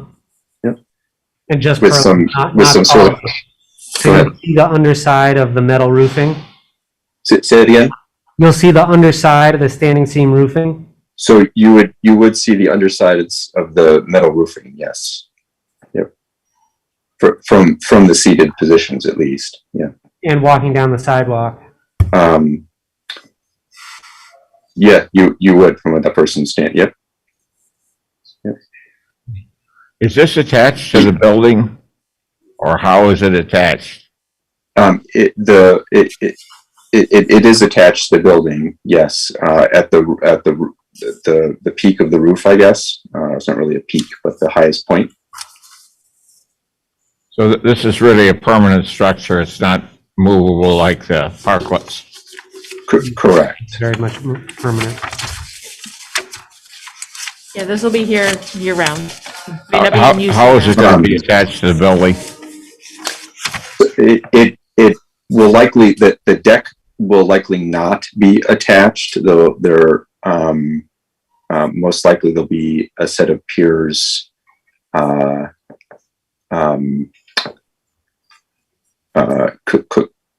closer to the house as well, closer to the building. And I'm sorry, just back to Ben's question about seeing the underside of the metal. We could use a plywood below the metal as well to cover that, instead of the purlins. I like the purlins. I'd prefer boards, but that's, that's a lot of boards. But boards as in? As you're sheathing, like a rough sawn board that you're then attaching your solidly done and then putting your standing Gotcha. seam on Okay. top of that. Just no spaces between. Yeah, but that's a lot of boards. I get that. I know the reason why you would do purlins. Yeah. This is Martha. Is there any lighting proposed? There isn't, but there probably should be in there. Yeah, we will. We will definitely be adding lighting. Is that something we need to submit with this? Would you prefer like recessed cans or some fixtures, hanging down, or what are your thoughts on possible fixtures? We were thinking patio type lighting, LEDs, and think something that would be dimmable. So I'm confused. What type of patio lighting? Yeah, do you mean down low or up high from the roof? Up high from the roof.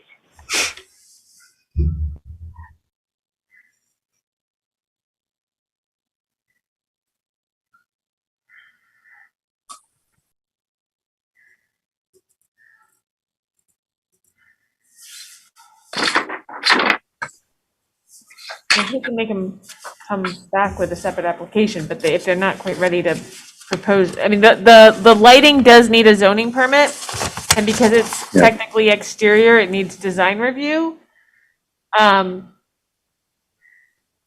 So, yeah, it either needs to be part of this permit or needs to be a separate permit. How far are you along in figuring out what light fixtures you want? Because I don't want to hold up building this space Yeah. for the light fixtures, right? The reason we didn't submit it, or we don't, it's not finalized, is because we were going to use this deck for lunch only Okay. in the beginning. But we're happy we could submit something separately for that. We're working on it. Yeah, well, because you probably want to get going on building this as soon as possible. Exactly. Yeah. So maybe the three of us can meet separately to go over what the parameters are for the outdoor lighting requirements, to see what you can Okay. fit in there, because we have a bunch of lumen specifications and I've got to look at what else is on the building. So maybe we do that as a Got separate permit, if that's okay. You could That also, would be could also acceptable. so do something that's temporary, which would be some either cable or string lighting using LED, which are not overly bright and can be put on dimmers as well. Yeah, you could start That's with that. exactly what we were thinking. Yeah, that's Okay. exactly what we were thinking of doing. We weren't aware that needed to be like a design review type thing. But we're happy to show you separately too. But that was our mindset. We could actually make an option Yeah, if it's a, for, you could do black string or cable lighting with LED fixtures, dimmable LED fixtures. Yeah. Yeah, that's exactly what we're gonna do. okay, Just- we'll still need to, before I can issue the permit, I'll still need to review all the other lighting fixtures that are on the parcel. So it's not actually your building, it's the parcel that this is on, so that the other building's on. To right. make sure that, because there's like a maximum amount of light that can be emitted from a parcel. So we'll maybe talk tomorrow. Absolutely. Okay. As I understand, you're not penetrating the building at all. You're not putting in windows or doors in. No. Correct. So there's no direct access from the restaurant onto this patio? That's right. No. Right, you come out and you walk along the sidewalk, correct? Mhm. Yes, it's fairly close to the front door. Yeah, okay. The other nice thing about string lighting is that you can mount it where you think you need it, and then it's easy to move if you prefer the lighting to be directed in a little different direction. Exactly. That's what we thought, that we would kind of pick out the type of lighting or the design of the lighting, but then we would, once the deck was built, we would see where it would be located. Okay, so the two options, if a standing seam roof is to be a red color, the color should be a brick red matte color in a darker shade to match the building trim and awning colors. Another option, and again, it's your option, is to use a matte black or dark bronze color compatible with the building and surrounding buildings in the area. And then I just made a note, standing seam colors last a long time. So make sure it's exactly what you want. And then the lighting option is for black cable or string lighting mounted to the roof rafters with dimmable LED lighting for interior patio lighting. What about throwing some gray as an acceptable color for the roof as well? Yeah, I like that idea. So a matte black or dark gray or dark bronze.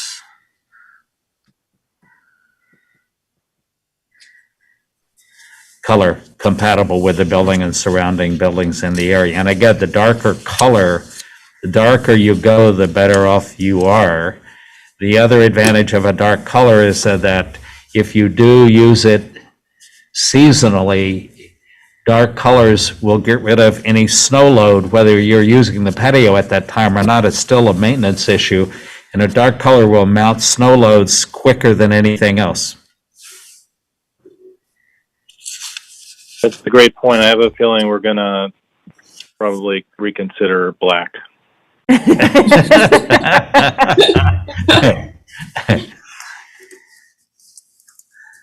Any other comments, questions, or suggestions? Just comment, it's clear that you're intending to do a nice job here by your choice of contractor and your choice of materials. And so I look forward to and appreciate the detailing and making a nice thing. Thank you.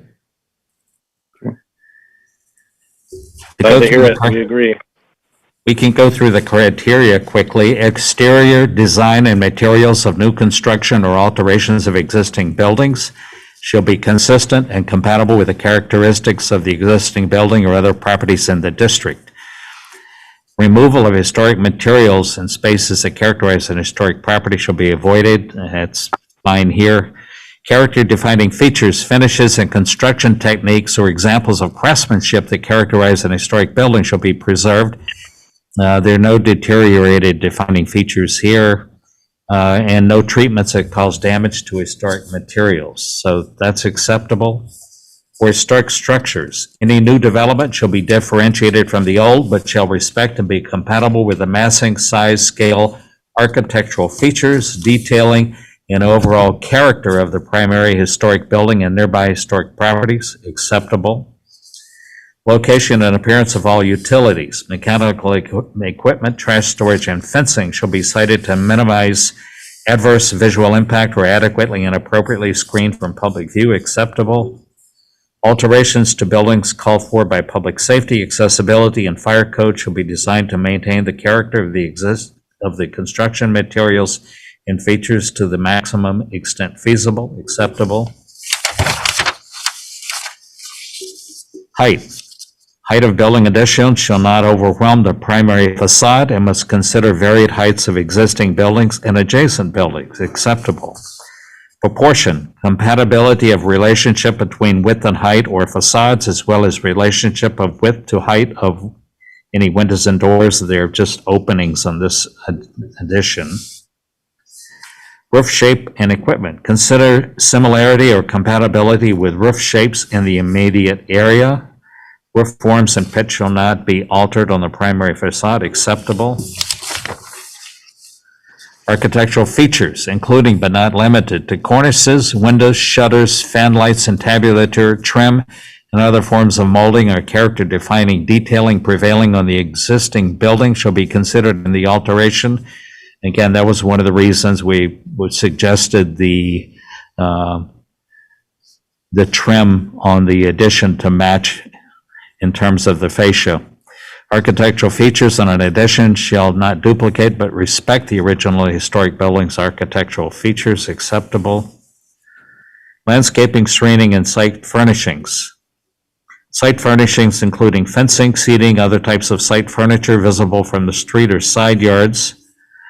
For historic structures, existing historic and contributing resources such as street trees, fences, gates, walls, steps, gazebos, walkways, front and side yard patterns shall be retained or restored when impacted by the alteration of the building. It's a little weird. I know. Yeah. I mean, you've got seating that you're proposing, Yes. but it's not. Yes, peripheral. Walls and fences shall be compatible with the site and the building and scale, traditional materials and design that reflects the period of the building and or is compatible with the surrounding content. Acceptable. Porches and stairs on historic structures. Location of porches, ramps, and stairs shall be placed in a manner that does not impact or undermine the original and significant ornamentation or detailing of the existing building. Stairs, ramps, and porches shall employ suitable detailing to connect and be compatible with the historic and important design features of the existing building and new construction. Stairs and ramps shall be designed in a manner with details and materials that provide the most sensitive and compatible structure that fits the building design and layout acceptable. All in favor of the application, speak your names. Eric, Ben, Martha, Yes. Liz was a And, yes. and Steve. I know, we're almost there, guys. Thank you. So vote is 5-0 in favor. So as with some of the others, there's recommendations and language on this form. And so I will send a scanned version to Aaron. I don't think I have Vince and Von. Actually, I think I have Vince's email somewhere in my email, but I'll send it around. Okay. I'll get it to him. Aaron will need to sign it because he's listed as the applicant for this application. And I will need some additional details on the lighting. We'll work that out, but we can talk tomorrow. Absolutely. To figure out the lighting so that we can get the administrative site plan out the door as soon as possible. Okay? Great. Absolutely. That sounds great. Thank you very much. Thank you all. Awesome. Thank you. Thank you. Good luck with your project. Thanks. Have a good night, everybody. Good night. good night. And we can move on to the next application, 51 Berlin Street. Owner John and Maria Quadros, Accelerate Permits applicant. Yep, so we have Lori on from Accelerate. Yes, I am here. So we are actually back in front of you once again. Back in December, I believe it was, you approved canopy with a new menu board. And when the installer went out to work on the installation, they found that there's this exterior ladder that goes on the that goes up to a loft area. And because of that ladder, the installation of a canopy wasn't possible. So now we're back in front of you asking, instead of having this menu board on a canopy, if we can have the menu board mounted actually to the building.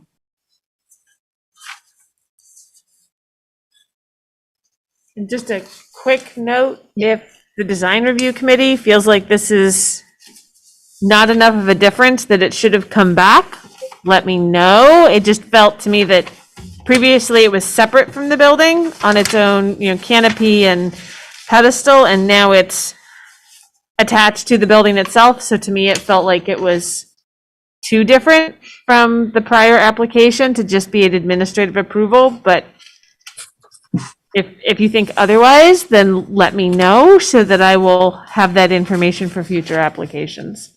Not that there's all that many menu boards in Montpelier, but.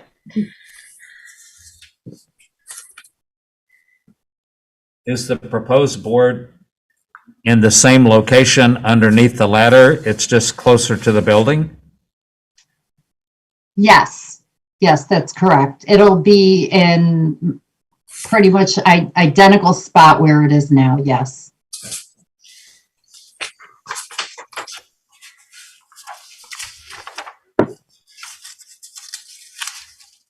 it looks to me like, like it's basically a big TV, is that correct?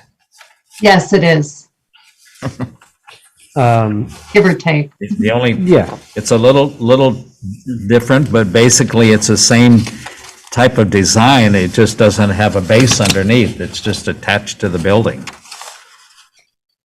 Yes, that's correct.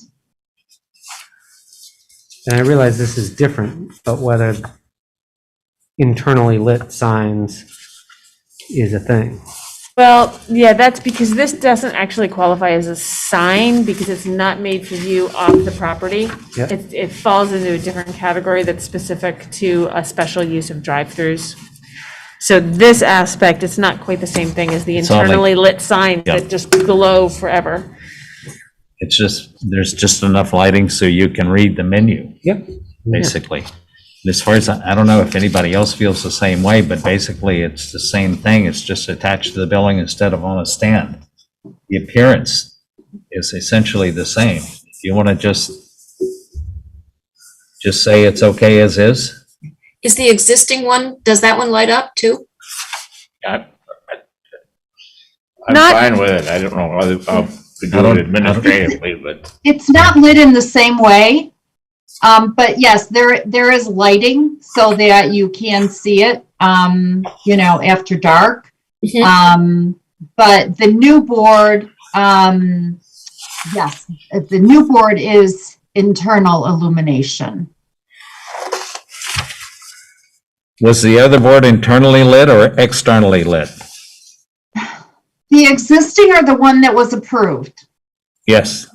The one that was approved was this, it's virtually identical. The one that was approved in December, Yes. the only difference now is this will be mounted against the building. Okay. I think you Don't have any problems with it. approve that.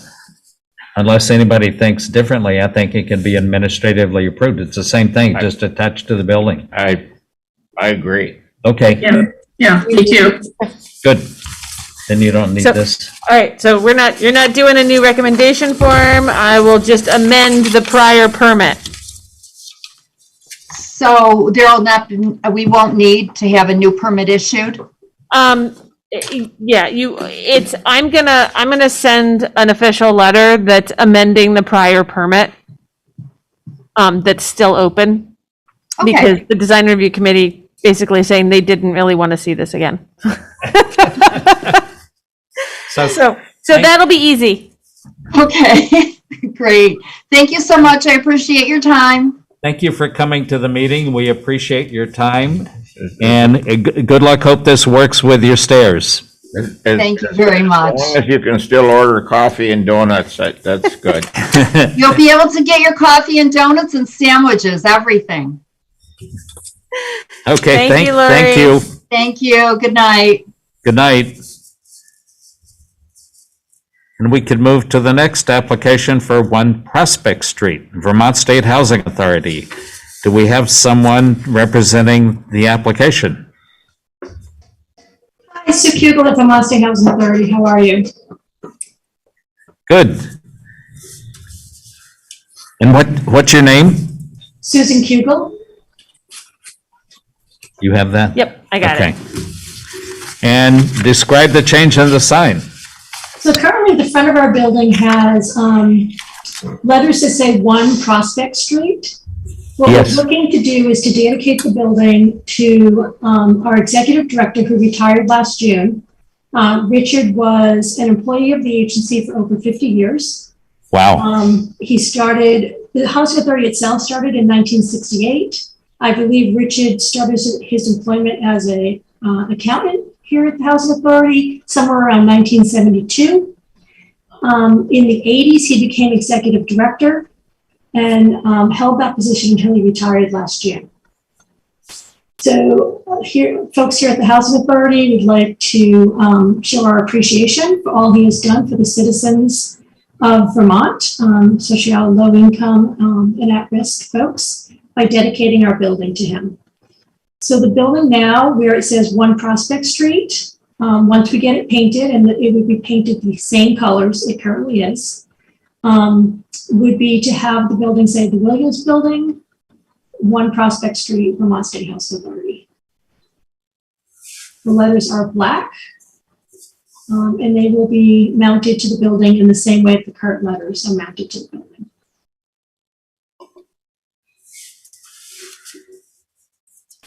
Will the letters have some dimensionality to them, like the current 1 Prospect, or will they be flat? Yeah, that's a really good question. I was told they're going to look similar to the letters we have now.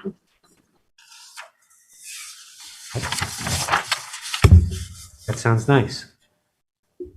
They're going to be black letters? Yes, they are black. They will be black. And the current letters up there are black. In your application, where it says 1 Prospect Street, much smaller than it does in the existing thing, are those also going to be black? So everything, the letters that are up there now are coming down. Mm-hmm. And all the letters going up will be consistent in size. Okay. And all of those letters will be black. Okay. Okay, yeah, because I just shared on the screen, the mock-up has different sized lettering. Are you saying it would all be the same size lettering? No, like each line would be the same size. Okay, so these are the different sections, but they will be different sizes here. This is accurate? To the best of my knowledge, that is accurate, and they will all be black. They will all be the same color. Okay. Yeah, the reason for my question was here, the 1 Prospect Street looks gray rather than black. I'm told that they're all going to be black. Okay, fine. And it seems like the Vermont State Housing Authority and 1 Prospect are the same font, just different line weights. Mm-hmm. Is that? Maybe it's the gray. I think that is correct. I think, and they probably look a little bit bigger because the ones look a little gray, and they're certainly different in size.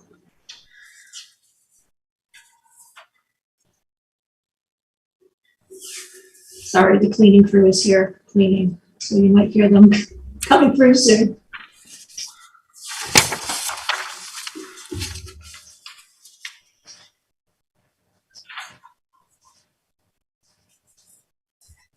So here's where you can see what the actual colors of the building are.